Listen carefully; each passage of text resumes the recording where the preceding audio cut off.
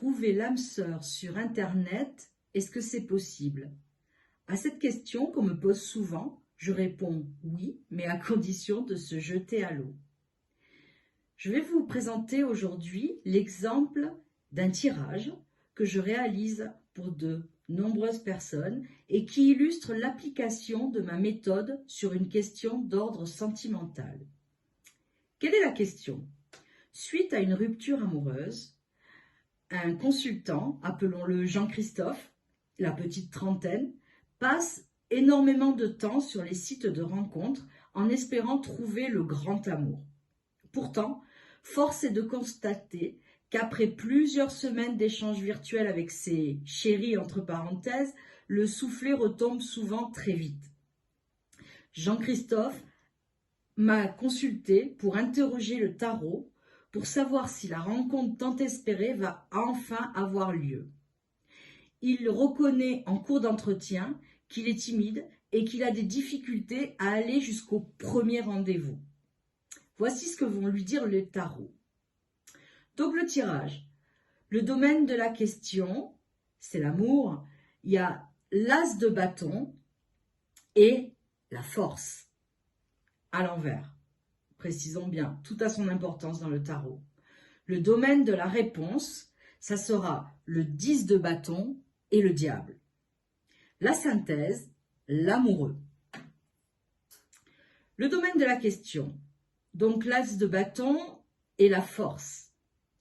L'as de bâton, c'est l'arcane de l'optimisme, voire de l'exaltation.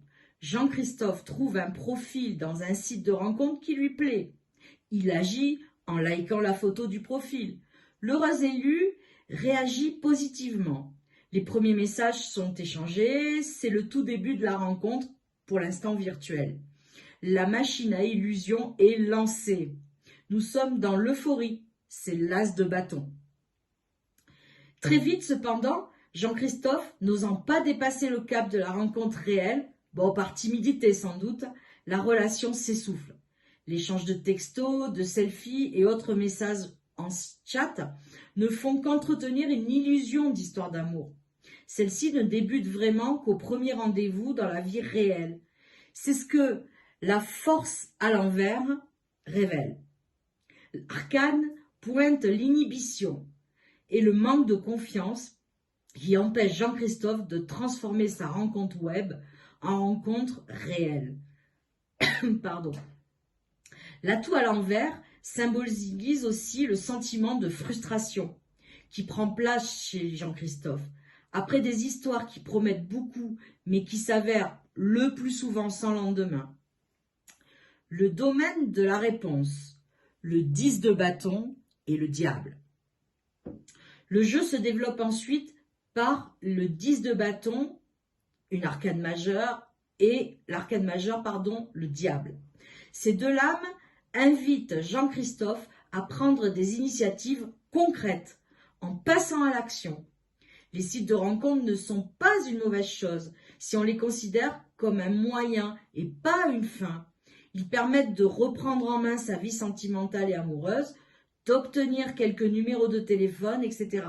Mais l'important, c'est de ne pas entretenir une relation coupée du réel.